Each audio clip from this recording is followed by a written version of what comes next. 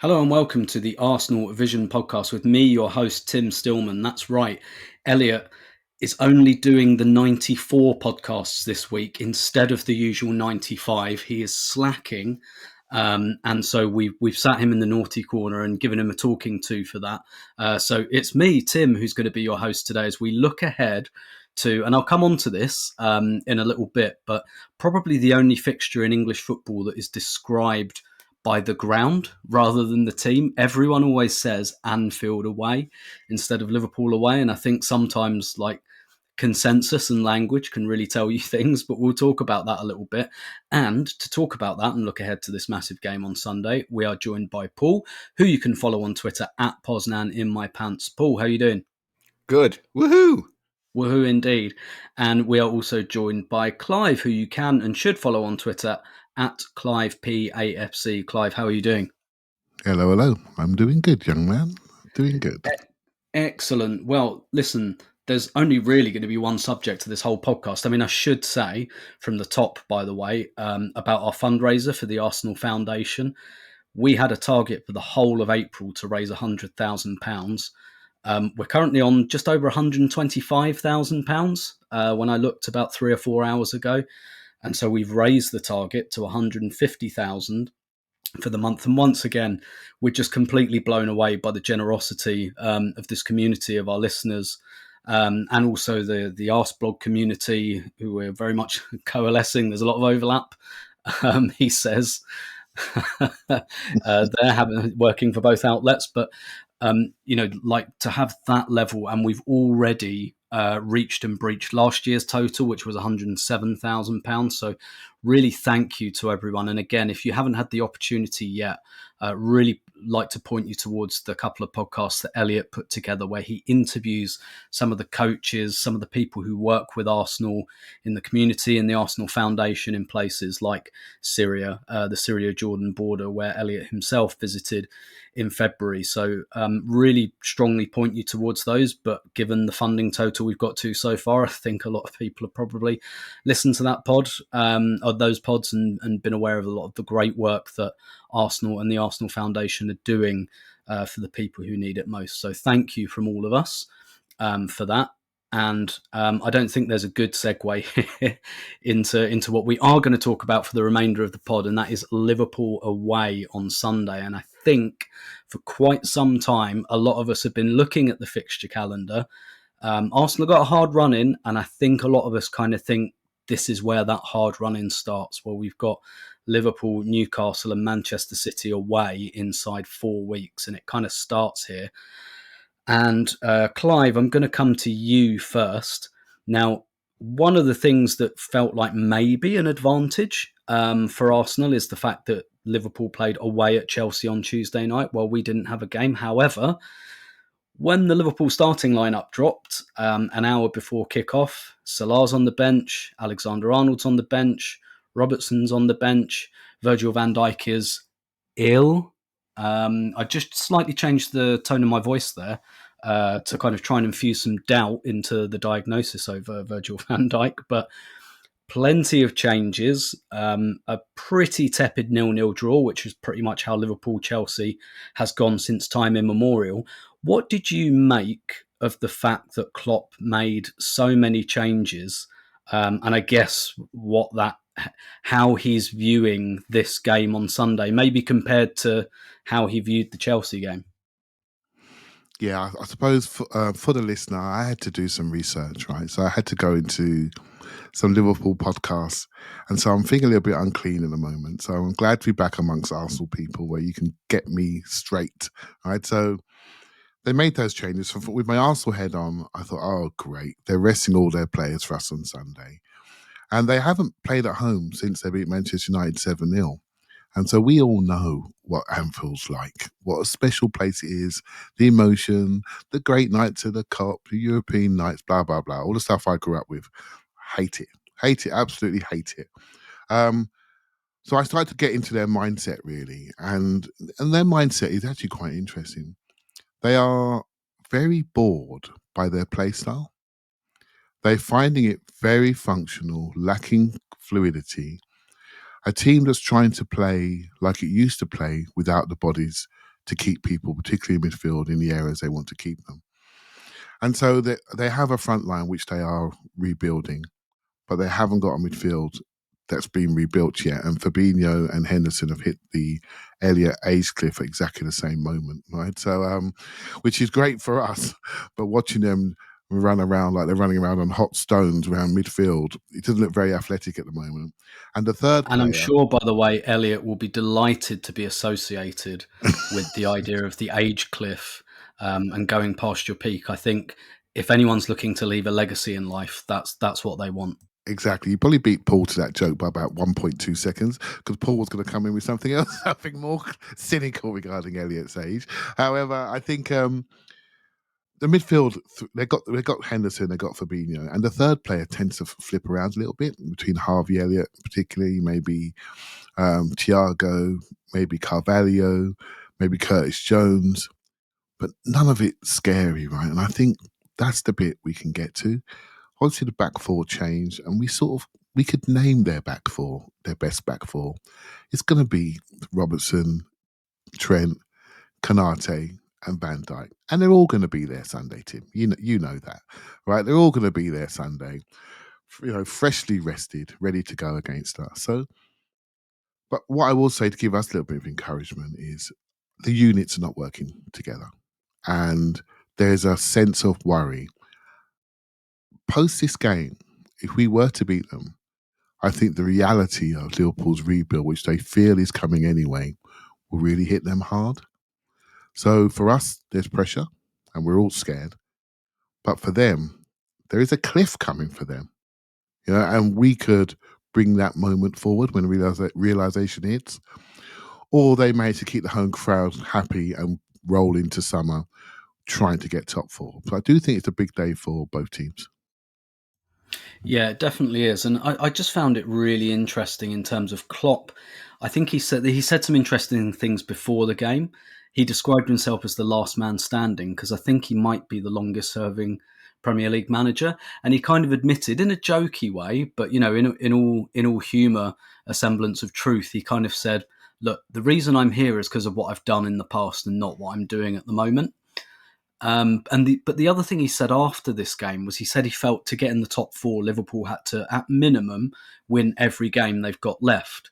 And he didn't really sound like he was saying that as a rallying cry. It sounded like he was preparing the ground for it not to happen. So I found it kind of odd at first that they effectively, maybe not through this game, but did that.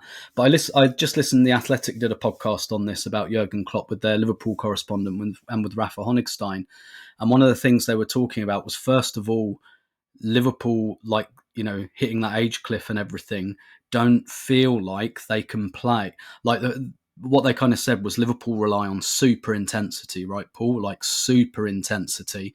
And so a 1% drop, a 2% drop in their intensity is a big, big problem for them. And the way they were describing it was probably Klopp felt he couldn't get two performances like that in a week. And given the choice at the moment between trying to do that against Chelsea and trying to do it against Arsenal, you probably save it up for Arsenal. And, they got a point at Stamford Bridge. I think they could have got more. But the other thing they were also talking about was that Klopp didn't mind maybe reminding some of those big players that they're not infallible and trying to give them that hunger for Sunday, that kind of, because they're all going to come back in effectively having been dropped for a big game. And it just seems to me like we talk, Paul, about the Anfield factor. Liverpool home and away are night and day. So the Anfield effect is not just magic and cobwebs and fairy dust. It's tangible. They've got the third best home record in the league. How do you pass the whole experience of this team going to Liverpool, going to Anfield this weekend? Yeah, it's a big one. I mean, by rights, they should be, crapping themselves for us coming there, and we should be just right on it. I mean, the only thing more impressive than the Liverpool home record is the Arsenal away record.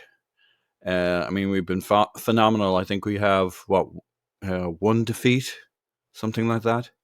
I mean, that's a hell of a record to come to town with, and yet it is Anfield. and somehow these guys will get some extra zip in their legs that they haven't had for most of the season here. I just don't see it going much past 70 minutes without it being really close. Whoever's, whether it's tied, whether they're a goal up or we're a goal up, I think it's going to be really close to 70 minutes. And I don't see this not being about who comes off the bench around 70 minutes. We could be doing great. We could be bossing it and only be a goal up, and then they're going to come at us. Or it just could be one of those days where actually they're a little bit flat as a pancake, because it doesn't happen for them. But 9 times out of 10, this is gonna be a really intense game where we're a better team. We got to stress the BJs out of their back line, and their issues are in midfield and in defense, in terms of what we'll perceive in the game in terms of areas of strength. And if we don't create enough pressure, they'll look good enough. So we've got to fully show up and fully go for it. And it's one of 3 critical games for us. These guys, City, Newcastle, are the 3 games. When I look at the 2 run-ins for us and Man City are kind of slightly favourite for every game. It's just this weird thing that it's Man City, and you look at them and you genuinely say, well, they could be perfect on the run-in. I went back and looked at the last 5 run-ins from them, and they'd 1 perfect run-in for the last 10 games. That was the 18-19 season. Outside of that, they got last year they had 3 draws. The year before that, they had 3 losses. They had I think 2 losses the year before that. That was 19-20. 17-18, they'd a draw and a loss. And it's like, well, why can't they do this time around? You kind of feel if they did any of those 4 results in the run-in, we have them. We can do that. But it just feels like they're going to have a perfect run-in based on their fixtures and the way they're playing with Alvarez. And so we go to Liverpool with a huge amount of pressure on us. But at this stage, that's a game I think we'll show up for, and I think my bet is we really do give it a full go there. But we're still going to come down to our bench, I think, in the last 20 minutes, and who we got there, whether Trossard comes on then, and then who else? Who would be that other difference maker? Is it too soon for Smith Rowe? Has Vieira not really been in the mix for a little while? Is Reece Nelson kind of the guy we bring on to make a difference, and is that a venue that he's going to feel he can dominate at Anfield? So that's the question mark for me in a way. What's the bench, and can we get 20 minutes, a big push, a big thrust at the end of that game? Because I think it's going to be, we should be stronger than them, we should be better than them, but I still think around 70 minutes, then it's the second half of the game kicks off. Yeah, and even the home game, when we were at home, and I think we were in much better form than they were, that was a seesaw game, where we got probably a home penalty decision to win it in the second half. We're not getting that penalty at Anfield, I'll tell you that for nothing. And Clive, I guess I wanted to talk a little bit about the psychological preparation for this and whether there should be any, because one of the things that came across from me from the All or Nothing documentary, and again, that's only snapshots, I felt like Arteta made a mistake last year. I know it became a bit of a meme, the kind of blasting out "You'll Never Walk Alone" while they were training and stuff like that. I mean, first of all, they don't sing "You'll Never Walk Alone" during the game. They sing it before and at the end, so you don't put up with that anyway. But he talked about his own trauma as a player at that venue. He talked about, there was one game in my career where I froze and that was it. And I get that, but I felt watching that documentary like he superimposed that trauma onto his players. And it was like, this happened to me, so it might happen to you. And I felt watching that at the time, I felt that was quite an inexperienced thing to do, that he shouldn't have done that. I mean, this time, obviously, we're in much better shape. That was the beginning of last season. when we were still building something. I think we've still kind of got Lacazette and Aubameyang and all of that. And whereas this time, I think we're a much different team. But how do should there be psychological preparation? Would you say, if you're Arteta, look, they rested 6 players on Tuesday night. That's how much they respect and are scared of you. Would you try to play up that side, or would you almost just minimise it? And because from my point of view, I think there have been only three league games this season where I could say that I don't think Arsenal have played well. That's Leeds away, which we won, Everton away, Brentford at home. I understand why Everton and Brentford happened. I think that was the post-Jesus, pre-Trossard funk period. And Leeds, I think, just happened. It was one of those games. But other than that, I think Arsenal have been at least good in every game. So if you're Arteta, do you try and play up the kind of look at how scared they are of you, or do you just go with the guys, just play your football?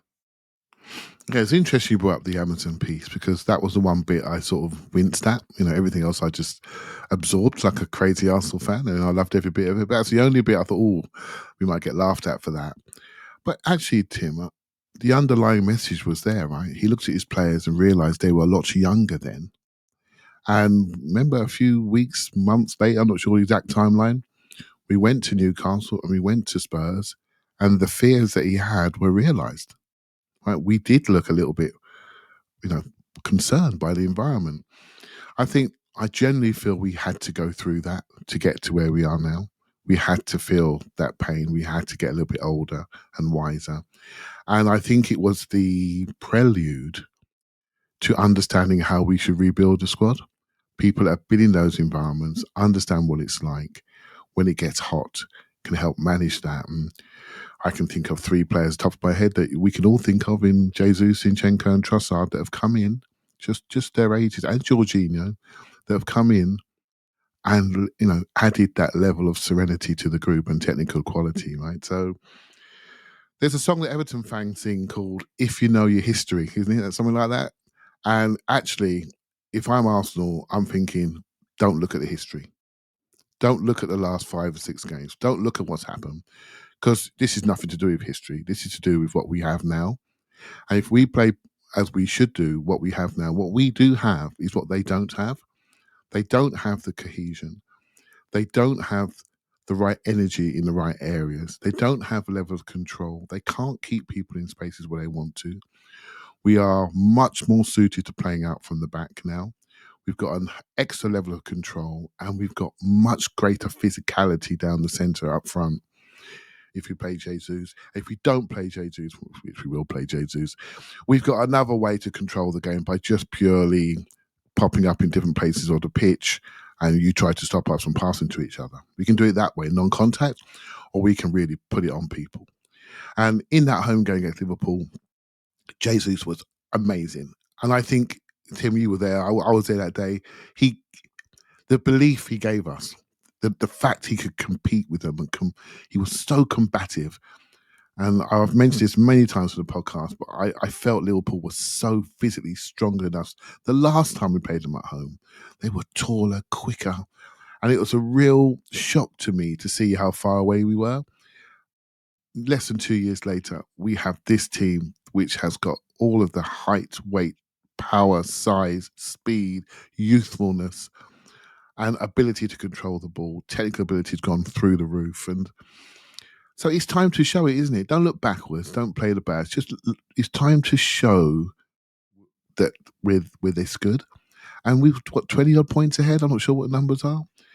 We should just go into like 30. No, 28, I think. 28 points? Well, we can't be playing the team of 2 years ago, because we're not. Do you see what I mean? And the Liverpool game at home was close, and it did feel edgy. And I thought Liverpool would be much better post that game, but they're falling away. Something's lost in that group. And I think they realise they're 1 or 2 more defeats away from having nothing to play for this season. So let's see. We've got to put that pressure onto them and make them feel about where they're going and start thinking about, their holidays, and that's what you've got to get them to think about by outplaying them. I'm really hopeful, Tim. There's a selection discussion to have, which I'm sure you're going to get to. I'm really hopeful, but I don't think we should be so fearful We just have to play the game like we played every single one. And you said there earlier, there's only 3 games that we haven't played well in. And if you can bring that back into pre-season, from the first day of pre-season, we've controlled almost every game apart from those 3 you mentioned. And so why shouldn't it be any different on Sunday? Paul, you want to come in on that? Yeah, I do think in the All or Nothing documentary, that was the section where we looked most naive. And I'm sure Arteta's looking at that saying, "Oh, you bastards, the way you cut that up, you set me up for it." He's like, "You didn't get the speech before the game. You didn't get the this I did that week, the that I did, like that was 15 minutes. It was just to, and like, then after that came this, and then I did that." But yeah, if you take the All or Nothing documentary, it looked naive. It looked simplistic. And I think, Sorry, Paul. Go ahead. You got me thinking actually, because do you remember that Liverpool game when we were doing quite well, and then the Arteta blow up? Remember that? And the crowd got up, and when the crowd got up, we conceded a set piece goal, which was really sloppy. But I remember thinking to the set piece goal, we were doing fine, but we weren't in control, and there was a level of excitement about us. And if you bring it back to, say, Old Trafford this year, we went down, we came back, and then we got excited again. You remember? And then we sort of emptied out, made substitutions, and they chinned us on 2 counterattacks.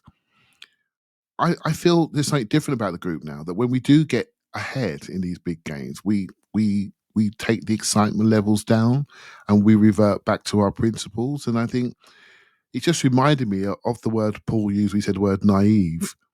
It's naivety, it's maturity, it's we've been here before stuff. And so, yeah, I'm hopeful. You've actually given me more hope, Paul, by reminding me of that.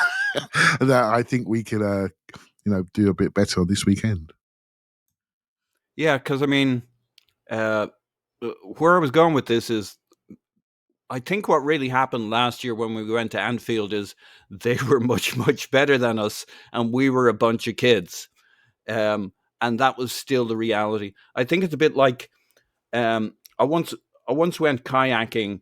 It was the first time I went with somebody who was teaching me how to kayak, and we were going to do the roll thing, when your kayak tips and you're now underwater and so you're going to drown. So you don't do that. Yeah. So now you got to roll. So we practiced this for about 15 minutes. Now it's out in the Irish Sea, and the guy says, "Now the water's really fucking cold, so you're going to get a shock when you go underneath." And I'm like, "Yep, yeah, I'm ready for that. And I've practiced the thing in my mind, and I know what I'm going to do."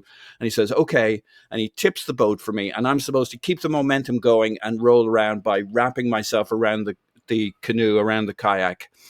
And the thing tips, and the water, holy shit. And I lose my mind. I don't know where I am. I'm completely disoriented. Somehow I scramble out of the boat. I don't do any kind of roll. I'm basically either going to drown or the guy's going to flip me. Somehow I get my knees out from under this boat and I'm up to the surface. And afterwards I'm like, well, I was mentally prepared for the water, I thought, but wasn't really. When the water hits you, it just hits you. And like, I think Anfield is Anfield, and it's going to be Anfield again. And I also think with Arteta is a very Man City view of the league. Like, he spent 3 years there basically prepping for when he'd get this job, looking at it through the City lens. All of I can't imagine what they have, the file they have on Liverpool and how they play and what they do. I mean, Liverpool hacked into the City database for scouting at one stage and had to pay them $1 million not to say anything more about it. Those guys were spying on themselves obsessively all the time.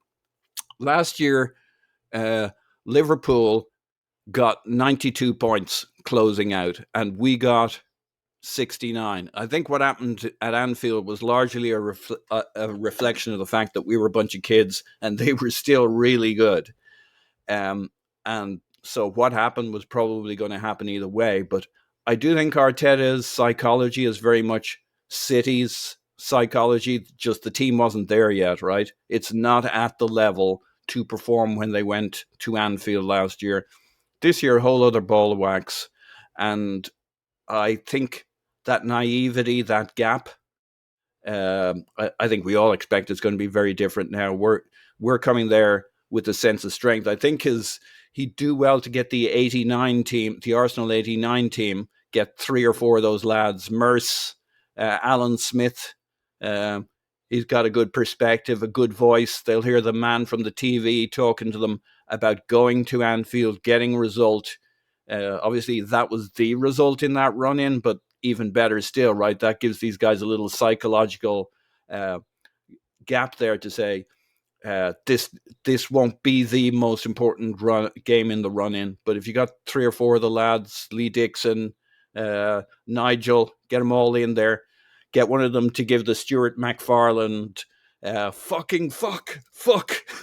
speech just before they go out there, and get the real emotion into it and the belief that you can go there and make something big happen and win a league. That'd be my... Yeah, there's a couple of things come to mind. That first of all, just like I guess a little. I heard a lot of anecdotes about the preparation for Anfield '89 over the years, and one of the things, I mean, it's almost inappropriate to bring it up, but obviously it happened in the wake of the Hillsborough disaster, and Arsenal went out with bouquets of flowers, which they gave to the crowd.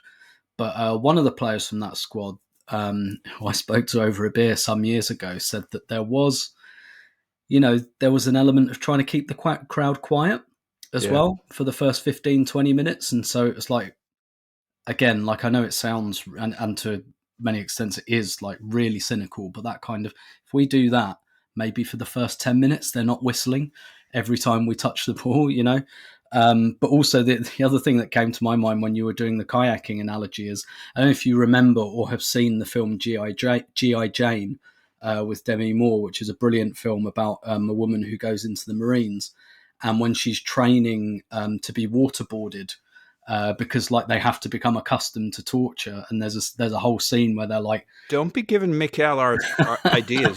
They do. He has people listening to this. He may be busy. If the players walk into the dressing room and there's a cold bath been run.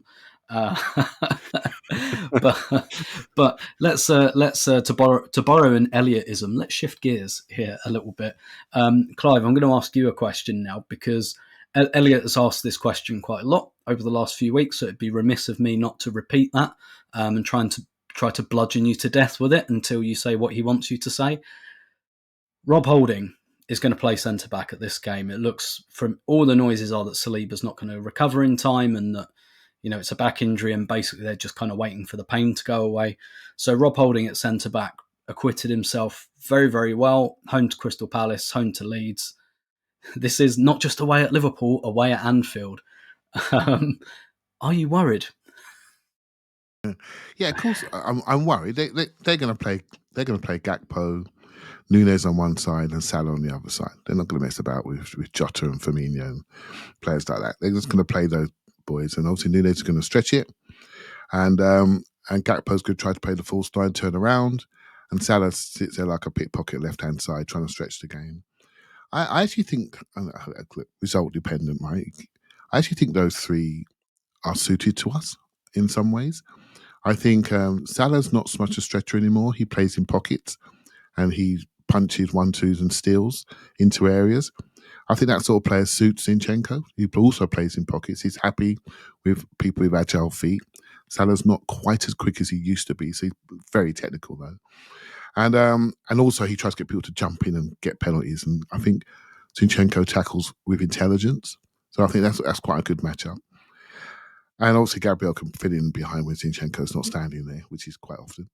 And then you have, in the central area, I think Holding can it's a 6'2", 6'3" body. He's used to that. And that's the sort of thing that he needs. Firmino probably would cause him more problems because of his intelligence and movement. And Ben White, for me, Ben White's the best fullback in the league, so I don't care who's up against him. He's going to take them. And but I will say I have my worries. Absolutely have my worries, because we've all got scars, right? We don't need to mention the games we got scars from. However, I will say this team is more of a unit, and for me, the biggest, there's many plus points, but the one thing I really think differentiates us is our fullbacks. The fullbacks change the game and they enable the game. Zinchenko has changed the game.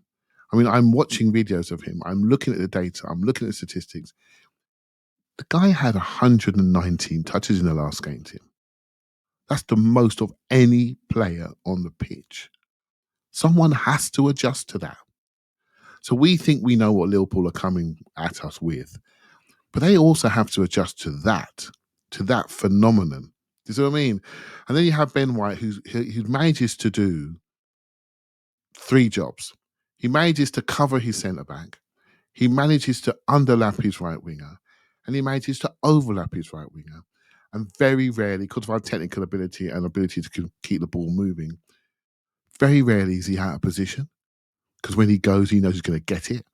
And so there's only a few times, and I did it against Sporting actually, a few times, and early against Leeds, when he goes a bit too soon, when the possession's not secure. But he won't be doing that so often at Anfield. He'll be sitting, settling everybody down, then we're going to go. So I do feel I've stopped looking at individuals now, and I'm looking at units, I'm looking at the team. And we all know that if we can pick our best team, we'll all be happier. And we've got a massive amount of information to tell us why it's our best team. The best start ever. Look at our points total. We've got all the data we need. But I've also seen a slight adjustment to what we're doing around Rob Holding and how he's playing. And I do think his level has gone up. And one last thing I will say, because the last game I was quite close down to the pitch level, and you can really see the physicality of the players and their body types. And Rob Holding is in tip-top shape. That's not the Rob Holding that we signed. He has changed physically. He looks light. He looks quick. He looks lean. He looks quicker than he has in his previous time. He looks sharp in his mind. And, there's something happening around the physicality of players like him and Xhaka, who are not, we wouldn't say they were physically, adept. But look what we're seeing in both of those players, the adaptation of them, and Ben White as well. Look what he has changed to be a fullback rather than a centre-back. I can barely imagine him as a centre-back now because of how lean he looks, how energetic he looks, and he suits that wider role. So those 3 players for me are physically transformed significantly. And I think we just got to give credit to where they are now, because my opinion on Rob Holding has changed. And my opinion on Xhaka has changed. And Ben White, I was always a fan of anyway. And I think we maybe are remiss of the physical work, the dietary requirements that they've gone through to get them to this level. Yeah, and if you look at Holding as well, I mean, he was bald this time last year. I don't know what happened there, but Paul, you wanted to do a bit on Holding. I assume I haven't taken your point there by pointing to his miraculous regrowth. No, he's got that Alice band thing going on because, like, his mane just needs a little control there. That's how much. Yeah, he's gone full Grealish. My thoughts on Holding is we're a bit scarred by that NLD last year, and we know he was surrounded by Cedric and he had El Neni in front of him. And I don't know how you get surrounded by Cedric. Hang on, he had Cedric to one side. It just feels sometimes Cedric was to one side. Sometimes, yeah, I don't know how you can feel surrounded by Cedric, but he did psychologically. But this time around, it's going to be hopefully White, Partey, Gabriel Magalhaes, and a strong 11 that he's sitting into. And if we're scarred, I can't imagine how scarred he is looking back on last year. And he seems to me a smart, rational guy, and Arteta will have had the time to talk him through things and say, trust the players around you. You don't need to do Superman. You don't need, he came in too keyed up for that game. He was the hero of the FA Cup, him and Mertesacker, and I'm sure he thought his role that day was to not let the side down. And unfortunately, between him and Cedric, it was just too much of a load on that side to kind of have a Superman kind of day. He should have just played within his limits. But, I mean, that's really easily said, given the keying up for that game, giving the way they would have, the tension, the highly strung atmosphere going into that. Well, they learned a lot last year, and I think Rob Holding will have learned a lot, and he'll come into this game saying, I'm going to do everything I can for this team, but I'm not going to do too much. I'm not going to get myself in trouble. I'm going to trust the other players.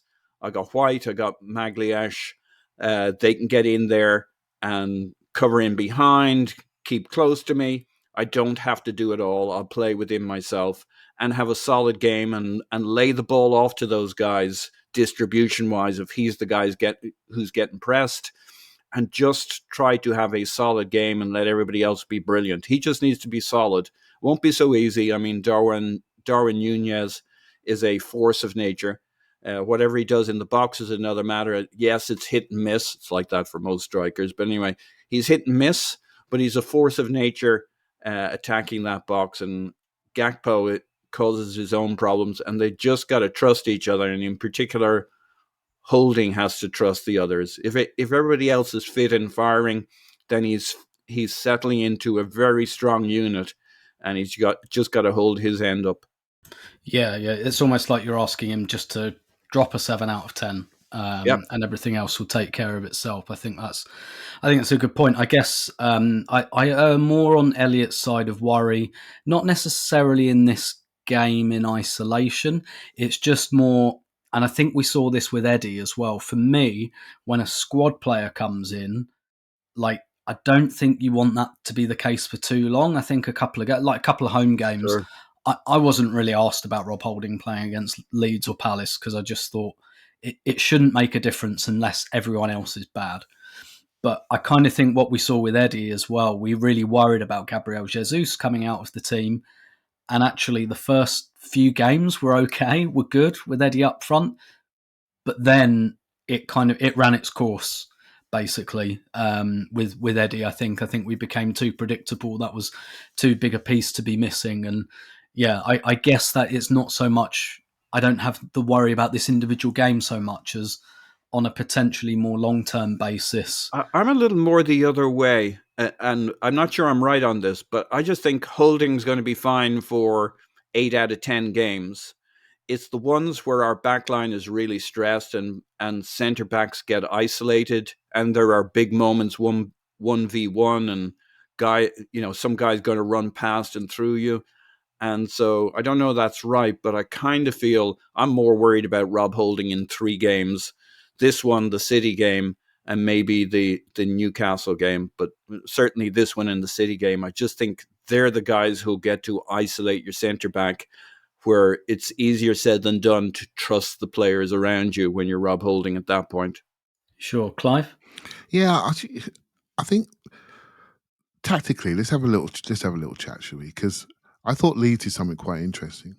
They went long quite a lot from the goalkeeper, and they kicked it out of his hands. And Jesus was like pressing the goalkeeper, and then we'd kick it long, and we'd win the first ball, but we couldn't really direct it to our centre forward because he wasn't actually there because he was offside, and so we weren't winning the second ball. And Leeds were getting good territory from that way. Now, if I don't want to tell anyone else how to play against us, but if I'm other teams, I wouldn't try and play out from the back against us at the moment because our front three are absolutely electric. They are so good defensively, and Odegaard alongside them. I would go long, and I'd actually go long towards Gabriel because I'd force Holding to sweep because I think he doesn't find that natural. And so teams haven't worked this out yet. I shouldn't be telling them the tactics. Teams haven't worked this out yet. And so I do feel the collective is really important and our ability to respond to what we do. I think second ball football is going to be important in this game. Winning the first ball, winning the second ball, making sure they can't get waves. If they get waves of attack, then the volume's going to go up. If they even get a free kick, you know what Liverpool's like, and Everton, by the way. Any sort of challenge, the crowd goes crazy and it goes up. Anything, any adversity towards a home team, it's like nowhere else in the world. And so I do think controlling the first ball, controlling the second ball, and then building your passing numbers, that's going to have a real impact to Liverpool. More so than anybody else, because they're used to controlling by territory and pressure, and they can't do it. So if we can control the passing numbers, I'm talking like 5 passes. 5 passes, dangerous running. I'm telling you, that crowd will change. because they're not confident. They're confident at home, but they're not confident. They know the team is deteriorating. They know the points total. They're like us. They know their data. They know who's over the hill. They know who's having all the touches. They're just like us, and they can see what's happening here, and they're worried. If we can exacerbate those worries by controlling the first ball, controlling the second ball, and controlling the football to the touch numbers that we've had in recent games, I think we've got a real opportunity. Yeah, and I know you made a similar point after the Palace game about Palace made the mistake of targeting Holding almost in a primary way, of thinking, if we just get the ball over there to Zaha, he'll mess up, when actually probably what they should have done is maybe even attack from the other side and let it become more of a broken play thing. And, look, Palace were coached by their under-21 manager that day, who'd never coached in the Premier League. Jurgen Klopp might be a bit more alive to that. But I'm going to stay with you on this, Clive, because, Paul, I want to ask you probably the more fun question about who should start in the front three. But since, Clive, you've already kind of touched on this a bit, and I know you spoke about it in the build-up to the reverse fixture, one thing that we did have at the Emirates when we played them in October. Yeah, it was October. Mikel Arteta obviously listened to our podcast because you said that you'd play Tomiyasu at left back that day. Oh, yeah. And he did, and that was a clear tactic, not necessarily like a lot. I thought when I saw the lineup, I thought, that's because Salah's going to cut inside, and Tomiyasu's good shutdown defender, and he'll be comfortable defending on that side. But actually, I think what it was more about was his aerial ability, because Liverpool like that direct route to Salah in the air, and I think he won 5 or 6 headers that day. And that was a bit of a tactical triumph from the manager on that day, and one that you kind of advised, as it were, directly or indirectly, whether it was a coincidence. But it's not going to happen at Anfield. It is going to be Zinchenko. Zinchenko wasn't available for that game. He was injured. Yeah. I mean, you've talked about like getting the touches up, and we all know what Zinchenko is going to do. And I think you're right. Like, we need Liverpool to worry about that more than maybe the question I'm going to ask you, which is, do you have any concerns about having a left back who vacates that spot a lot against Mohamed Salah? I think our ability to know when to vacate fullback areas on both sides has much improved. Zinchenko aerially, first balls outside of the box, he's outstanding in the air, isn't he? He gets a great spring and he can really do it. Inside the box, I said to my mates last night on WhatsApp, inside the box, I can't find him with a torch in the air. But I can find outside the box, I think he looks really, really good. So I'm not concerned about that. And I will be honest with you, I've always liked Tomiyasu as a left back. And at that time, Zinchenko was not the 119 touch Zinchenko. He was in and out with injury. And I looked at the game, not just because of Salah's left foot to right foot. I looked at it and thought, you know what? I prefer this guy as left back right now, where he is injury-wise, compared to the other options that we had. So it wasn't just a lefty to a righty. It was, I want to see us be solid against Liverpool, because I didn't have the confidence that we have today. I wanted us to stop one. We never beat them, home or away. So I wanted us to be physically strong against them and pick up 4 tall defenders and cope with them and then build our confidence that way. But we've now discovered how we really play and what we really do on the ball on our technical level. So my confidence has changed. It's grown. I can remember at that time, Big Gabby, shall we say, I can't say the second name, Big Gabby was getting a bit of stick for his defending. Do you remember? He was getting a bit of stick. People worried about him. Should he come out? Do he get a signing? 3 months later, he signed a contract. He's the best defender, the left side defender in the league, in my opinion. And so we have grown. So I don't have the same fears. And I do think if they start to switch diags, we're comfortable with it. If they go long, we're comfortable with it. For me, it's the second ball, to be honest, lads. That's the one I'm worried about. The second ball, because if I'm them and I'm lacking a bit of confidence, I'm going to try to play territory football, ping it into our areas, and we're going to win that first ball. It's second ball football. Can we turn around, control the game, and play through? If we can, their fullbacks and their defenders are not what they used to be. So we got a chance. We got a real chance. Yeah, and of course, Man City have done that the last 2 times they played us. Pep both those games, the FA Cup game and the league game, I think the data shows you the most direct that City have ever been under Pep by a long way in both games. So, potentially there's a template there as well. But Paul, let's move away from how Liverpool might threaten us, and maybe it says something about my psychology that about this place that I was thinking that, yeah. we've spent a lot of the pod talking about that. Let's talk about. We might need to put the speakers out with the anthem for you, Tim, not for the team. I'm just going to have The Angel by Lewis Dunford blasting out of my windows. Welling up for the next 3 days. Maybe that's what Klopp's doing right now. Maybe he's got The Angel playing. He's humming to himself right now. He's like, no, that is pretty catchy, But anyway, let's think about how we trouble Liverpool. We've got a selection choice in the front three to make. It's not going to be around Bukayo Saka. Let's be real. But we've got 3 really good players for 2 positions there in Trossard, who can play centre forward, or on the left wing, Martinelli and Gabriel Jesus. I mean, they're all going to get minutes in this game. I think that's pretty obvious. I think whoever doesn't start will be the first off the bench. Trossard scored a hat-trick at Anfield earlier this season, all off his left foot. Interestingly enough, I know you trust me to bring that up, Paul, considering he's predominantly right-footed. See, kids, it works.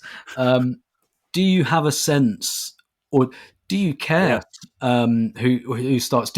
If you're selecting the team, who are your other 2 up front alongside Bukayo Saka? I certainly care, and I have a very strong sense what we will do. We will go with Gabriel Jesus as striker and Martinelli off the left wing. Klopp never shuts up about Martinelli, and there's a reason for that. That's his kind of player, the relentlessness of it all. And what we got to do is stress the BJs out of their back line. We defend by pressing.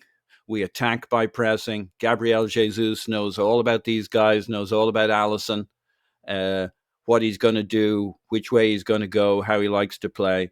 He'll be all up for that. When Jesus came off in the last game after 60 minutes, he, in a very friendly way, bitched about it.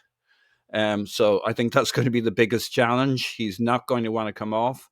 Trossard absolutely deserves to start. He's been great. He'd be great in this, but for me, by far his best position at the moment is the false 9. The goal he scored, the goal he created for Jesus in the last game, he's actually at centre forward at that particular point. Jesus has wandered out to the right wing, and then he drifts into the right 8 spot, kind of the Odegaard slot there, and he drops a little bit, picks up the ball, fires it into Trossard, who spins out to the right-hand side of the box, and they kind of cross over. Jesus underlaps him, gets into the 6-yard box, so it's actually Trossard from the centre, and that's where he just makes all kinds of sense for us. I think also as a left 8, he could be great. But he's not going to do what Martinelli does, that relentless speed and pace. When Trossard plays off the left, he's still going to want to kind of drift into that Xhaka space, the left 8 side of things, and kind of, he's a false everything. If he plays on the wing, he's a false winger, and what we want is a real winger. And so I don't know how you can look past, I'm sure Klopp would love if it wasn't Martinelli and Saka, and it's not a reflection on level of performance. That's just what we need in this game. The pressure, the intensity, get at the back line physically.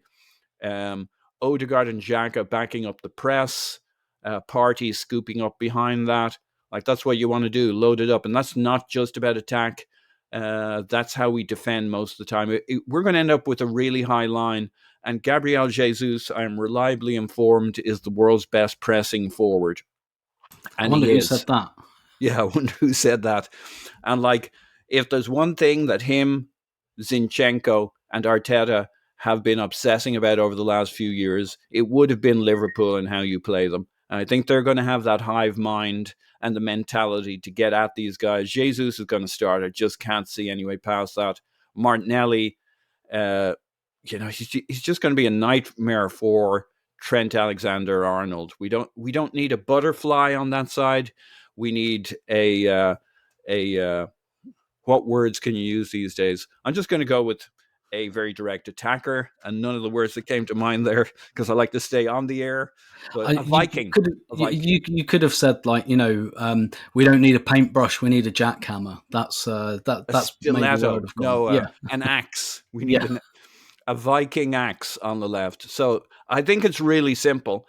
And like impactors are a thing, especially in this game. Trossard isn't going to come on as a sub. He's going to come on, persuading Jesus he's not pissed off to come off after, or whoever it is. Maybe it's for Xhaka for the first time. We'll see that sub, or for Martinelli and maybe somebody else is tired and we switch Martinelli to the right wing, or who knows what we'll do. But I think Trossard's key role in this, and he'll see this, is he needs to come on 60, 65, 70 minutes and make a big difference for us at strike or on the left. And maybe Jesus switches to one of the wings. Who knows? Lots of options to go at Klopp. If I'm Klopp, that's the area of the pitch that most scares me. Yeah, definitely. And Trossard will then have 25 minutes to get a hat-trick of headers. I think just to even things out a bit. But I think you make some good points about Jesus, and I think one of the things as well about this game, I said a few weeks ago, I have the feeling that if Jesus were a slightly different player, if he was Saka, for example, and had that, I can play at 70% when I need to, I think he might have been back in the team a week or two earlier. I think the type of player Jesus is, and some of the things Arteta said, kind of made me think, like, Jesus doesn't know how to manage his way back in. Like, he's 100 miles an hour or he's nothing. And actually, I think that's quite interesting for this game as well, because one of the ways you can manage Jesus's return is to say, look, I know you're going to give it absolutely everything, but maybe give it everything for 65, 70 minutes. And then we bring Trossard on, for example, at this stage of your recovery. Clive, it looks like you want to come in on that. And actually, Paul kind of segued into my next question there, which maybe I can fold into the question for you about the attack. We talked a bit earlier about how Palace were a bit too captain obvious in targeting Rob Holding in the way that they did. Is it too simple to say Martinelli versus Alexander-Arnold might be a fruitful avenue for Arsenal in this game? Just your overall impressions of the Arsenal attack. Yeah, I think when I saw Jesus last couple of games, I'd forgotten him, and I've watched all the comps like I do, but I'd forgotten how he felt, and where he goes and how he creates partnerships wherever he goes, and there was a bit on the game against Leeds, the ball's in the sky, right? And he's dragged it out of the sky on his chest. It's like, oh, cool. How's he brought that down? He's done a couple of moves. He's got tackled. He's tackled someone back. And they've given the ball again. And I'm thinking, he's going to be knackered because he looked knackered. So he faces up to the Leeds players, faces up to, what's the guy's name who brought him down, who's played for Arsenal? The right back. Ayling. So thank you, guys. He was ailing by name, ailing by nature at that point. Exactly. And I'm thinking, just knock it off because you're knackered. And he finds this bundle of energy and twists him inside out, twists out two players. And so that level of, you're a really good player. But what really surprised me about him was his unpredictability. I'd forgotten that. He just does things which are outside of our structure. And he'll come out of nowhere, smash someone with a tackle, take the ball, and normally we go centre forward, gets it, turns around, we go out wide and we get it back and we recycle. He punches it into Trossard, then sprints into the box 100 miles an hour. We're not doing that. That's not what we do. That's what he does. He's decided that this is what we're doing. And everyone just goes with it. He spent the vast majority of the first half on Martinelli's side. Then he flips it over to the right side, second half, until he came off. It's like, what are we doing here? And don't forget, we are nerds, right? We are watchers. We know everything, and we discuss it throughout the week, and then we watch it and we look at the data, and he's surprising me. And so if you're doing a study on us right now, you're Liverpool, you've got the laptops out, you've got a few problems coming, haven't you, really? Because I don't know what we're going to do on Sunday when he gets the ball. Do we go long? Do we trust to play out from the back? Do we suck them on? Do we go wide early, then win the second ball, and then hope we can go for their centre when they empty the middle? what are you going to do? You know, 'cause when we get it, they're in trouble. They really are. So I do think he has reminded me of how we felt at the start of the year and how we changed our belief what we could do this season. And I always go back to the same thing. Jesus was the most purchased player in fantasy league football pre-season.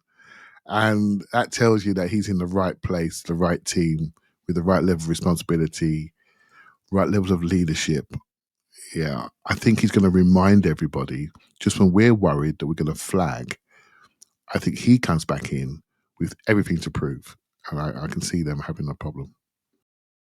Yeah, I think my favourite, or certainly my most referenced kind of quote from this season from Arteta was after that Bodo Glimt Europa League home game, that like the least remarkable game of our season. There's no way I'd have remembered this game at all without this quote after. But because I sit opposite the bench, I can see the dugout and I can see how they react to things sometimes. And it was about 70 minutes into that game, and we're 2-0 up, and we're pushing our food around the plate, and the game's completely died. Everyone's looking at their phones. You can hear the generators in the stadium. And I think someone lost the ball, and immediately Arteta went, Jesus, Odegaard, over here, on. They were on within like 90 seconds. And then Jesus has that assist for Fabio Vieira where he goes and, like the Tasmanian devil, goes around 3 players on the touchline, pulls it back. And Arteta said afterwards, he was asked about Jesus, and he said he's won everything in the last 5 years, and look at how he came onto the pitch. And the words he said after that was, so imagine what everyone else in this team has to do, so follow him. And that was so pointed. In terms of, first of all, him bringing Jesus on, but then Jesus doing that. And that really, really just made the manager's message for him, where he was like, that's the level. Like, I don't care that you're playing like part-timers at home and you've won.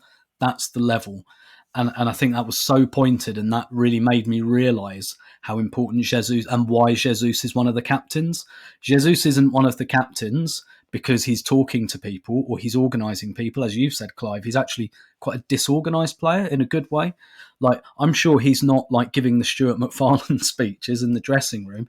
That's why he's in the leadership group. It's the kind of, this is the example, intensity wise, that this guy's won everything and he's still doing this on a Thursday night.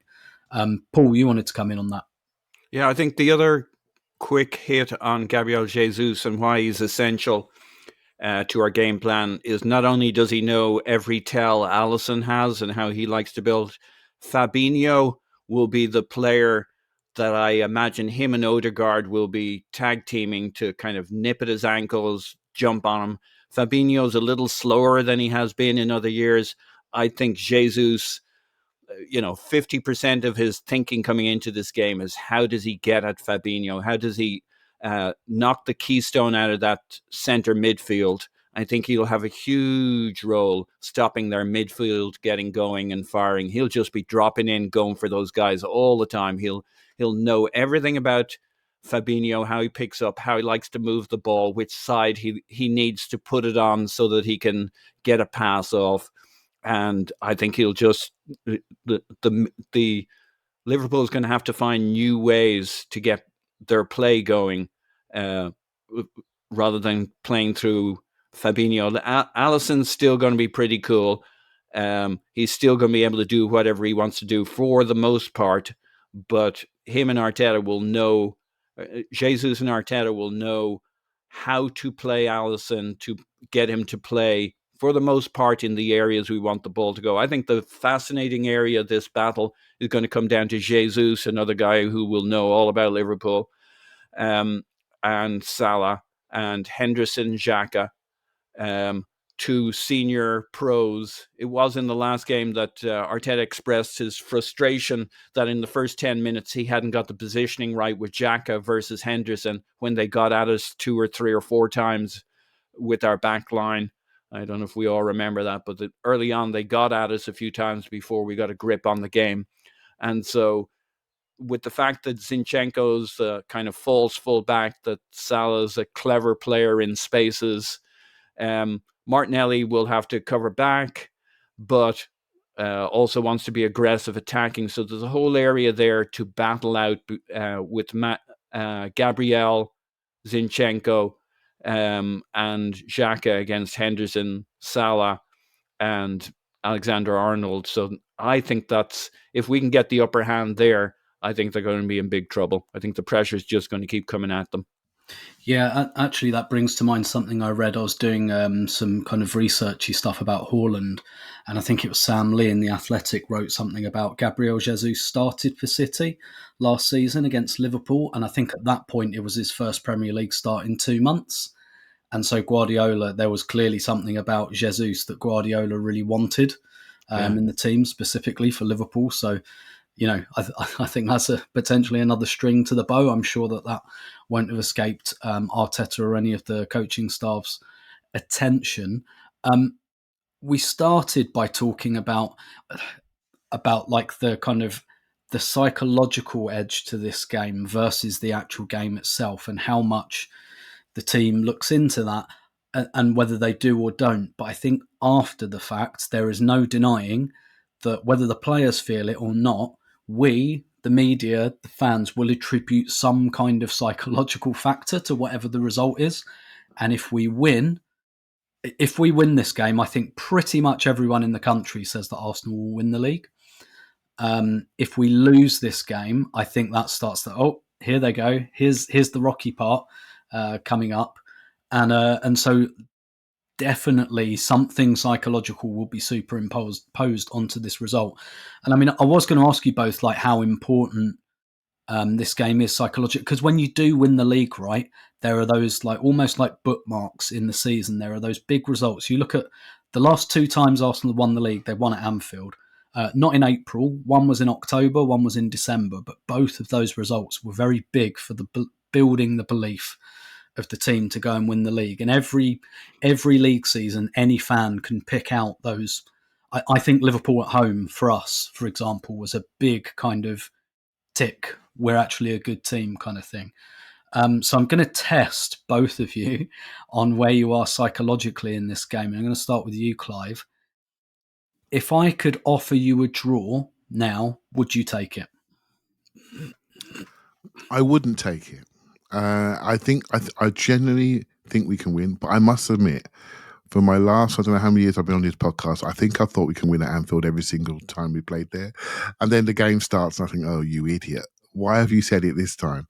So I do think we can win. And we're all being Gary Neville'd, aren't we? Because Gary Neville said if they go to Anfield and do it, then it's going to change things. That puts a bit of pressure onto us. My feeling is it is important, but I think for them it's equally as important. And sometimes to help take the pressure away from myself, I've sort of put myself in their shoes. And if you've been the team over the last half a decade that's been fighting with City, we're talking financially dope City, allegedly, literally going to 90 plus points for 4 or 5 years, European Cup finals, the rest. And you've been seen, this game, City vs Liverpool, has been seen as the game in the league. And you've been seen as one of the 2 best teams in the world, and suddenly Arsenal popped along. And so, in a way, we can say to everybody, we scraped our knees this season, but look what we've done to Arsenal. We're still there. We're just bubbling under the surface. So they're going to really go for us in this game. And I do think there's a level of importance surrounding it on that basis alone. But I do think the ramifications for this game will be greater than maybe even we imagined from our own perspective and from theirs. And that's where the importance comes from. So if I'm now on the coaching staff, you know what I'm saying to everybody? Don't worry about all that crap. First touch, first pass, first tackle. Can we get to 10 passes? Can we get the ball into wide areas? Can we go back to our principles? These are things that hold us up. The playing principles by which we play and have played all season. Can we get our isolation ball carrying wingers into good possession with good speed of passing? Unlike at Everton when they got a dodgy pitch, right? Good speed of passing. Can we get to them early? Can we get the balls fizzing to them? Can we get underlapping them? Can we get our combinations? Don't give them time to wall off the sides. Go for them that way. And so yeah, I'm worried about the feeling afterwards, positive and negative. because we could be ultra positive and we could be ultra negative. And this is where you need to be cool and realise that we've got West Ham the week after, and you get 3 points them as well. Do you know what I mean? It's the same points you get, you know? And so Liverpool beat Man United 7-0. They ain't done nothing since, got 1 point. You know, so they got their big day in the sun, but haven't done nothing since. You know, so it's really important we just continue on the whole journey. Yeah, and that's the thing, Paul, was the reason I ask about the draw is because that's probably the only psychologically neutral result, relatively neutral result there is available. I'll say I've got a feeling I know what your answer is going to be, and it's more about what you say after you say your answer. But I probably wouldn't take the draw if you gave it to me, and it's because because I'm a coward, in almost every other scenario I would.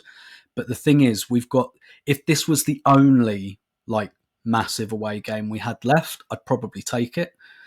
But we've got Newcastle, we've got Man City, and I think we've got to win at least one of those. Maybe we could, because if you look at it right now, you could say that Arsenal, with the advantage they have, albeit, City have got a game in hand, so it's not quite as big as maybe we think it is, but there is room for a draw for us in this fixture. But then I think we'd have to definitely not lose at Newcastle, at Man City, and then probably beat Newcastle. So you almost just transfer the pressure onto another big game, which is probably why I wouldn't take it at this point. What's your feeling? I take there's two kinds of draws you can take. I take the draw as long as we outplay them. We got to come away from Anfield being clearly the better team. I want to win, but I take a draw, and I agree with your analysis. We need to win here or at St. James's Park, and we probably need a draw at the Etihad. But it'd be nice if Manchester City would tell us if they're planning to be perfect on the run-in or not, because those are two different scenarios. We've got to do what you said, get a draw against City, win at Anfield or St. James's Park, and get a draw at the other place. If City are going to be perfect, but if they're going to, draw a few games along the way, lose one, draw one, be nice if they tell us now so we'd know what we had to do. I think mostly we can't come away with no points. Don't get me wrong. This being the first of them, it's the most important thing is we deserve to win there, that we put out a performance and everybody turns around and says, oh, they were unlucky. They were the better team on the day. They got a point. Or preferably we were the better team on the day and got 3 points. But I just think psychologically we're going to see better Liverpool, the crowd, 95 minutes, not after 70 minutes. If this was a 70-minute game, suddenly at 70 minutes it had to be stopped because there was an earthquake. Not putting any suggestions out there, God. I think we can win over 70 minutes, but 95 minutes at Anfield is a tough ask. And I think that's where we'll be a little challenged. And so I'll take a draw, a superior performance where we've shown we're worthy challengers for the title, keep that momentum going, because psychologically this is still a big hurdle for us. Yeah, very much so. Clive, it looks like you want to add to that. Oh yeah, Paul just gets me thinking, right? So I think I suppose it depends on so many things. I don't look at Liverpool in the same way power wise, and so Paul, I almost flip that on its head. Really, I think if we are drawing or ahead at halftime, I really fancy us, because I don't think Liverpool have the same energy in the second half. If Liverpool take the lead and the environment that we know and love suddenly appears, I think that will be our challenge, and that will be something that we haven't done. I'm getting a bit of comfort. Say Spurs, for example, we don't win at Spurs. We haven't done in recent years, and we control that game. I think Spurs is a good analogy for this game, how to play it, get the first goal, maintain your confidence and control, get the second goal, and watch them implode. Do you know what I mean? I think that's the way to go. This podcast. The thing about doing these podcasts, listener, is we have to go through this. we go through this. We go through this before, we go through this after. I was feeling really relaxed, and a bit of time, I'm like petrified again, and we got days to go, right? So yeah, let's. I don't know what to Can I say. jump in and say, I don't really get why Klopp rested his players on Tuesday for Sunday. Like, they got 5 days. As opposed to 7 days rest. So it's largely psychological, but it's not a good look for me. It's almost like, look, you didn't get to perform badly on Tuesday, so I'm keeping you psychologically fresh from that standpoint. Like, I have it's a a weak thought. look. It could go both ways, couldn't it? Yeah. It could motivate them, or it could make them think, season's done, doesn't trust us anymore. The axe is going to be wielded on this team. It's going to look different next season. I'm going to save you from looking bad on Tuesday so you don't have that hanging over for you on Sunday. It is very interesting. I don't get it. From listening to a Liverpool podcast, because again, I've had to unclean myself talking to you guys. Basically, they're saying they agreed with the changes, apart from Salah. They thought the Salah change showed that they weren't really focusing on the points, and they really are still focusing on top four. And so they even to the point where they wouldn't have been surprised if Van Dijk got dropped because he's not playing well. So they agreed with all of the changes. And so obviously those guys have come back fresh and rested. So lads, I don't know what to think. But I will say, if I'm the manager, we get bopped at City, which they're not going to like because they don't like them. We draw at Chelsea, but we can't lose at home. I can't be losing at home. You know, for all the things we talk about, the emotional connection, Liverpool are a club that are so connected to Klopp in every which way. But that even has a timeline or a life cycle. And they know there's a rebuild coming. They can't be getting bopped at home 3 or 4 by Arsenal, who have got the same financial model as us. They're not a state, you know, and so this would have ramifications. And Klopp's not stupid. He needs to control the narrative. So by being ultra competitive against us, he can stave off the Wolves. If they get beat, trust me, mate, TalkSport's going to be flying on Monday, isn't it? All right, and it's going to be all about Liverpool. So that's the nature of the world and the story around the game. So that's my theory, Paul, as to why he rested a few. Get beat away, you can deal with it. Don't get beat in front of the Kop. That's not going to work. You know? Yeah, and that explains, or at least goes a long way to explaining the difference in their home and away form. And that's why I'm kind of attracted to the idea it's down to the intensity of the team, and they find it easier to generate that. Like beating Man United 7-0, like, you know, you talk about Anfield and all of that. Man United, that's the game where it's loud from 20 minutes before kickoff. It's like Spurs for us. It just is.